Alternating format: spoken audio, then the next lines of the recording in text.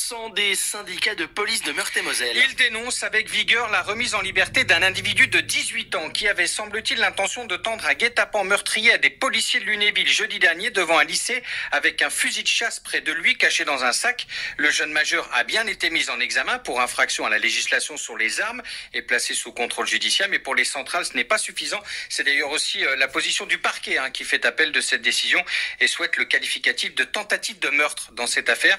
Écoutez David Gisleri, il est délégué zonal Grand Est du syndicat Alliance Police. Vous avez un juge qui a remis en liberté un individu qui se promenait dans les rues de Lunéville avec un fusil de chasse armé, avec une machette, avec un couteau de chasse, qui avait envoyé des SMS à ses camarades en stipulant qu'il voulait tuer du policier, et vous avez un juge qui a remis cet individu en liberté. Donc les fonctionnaires du département sont ulcérés par le comportement de ce juge. Je vous rappelle que le juge, lui, sa mission, c'est de protéger les citoyens contre des individus prêts à passer à l'acte, et en l'occurrence, il le fait pas.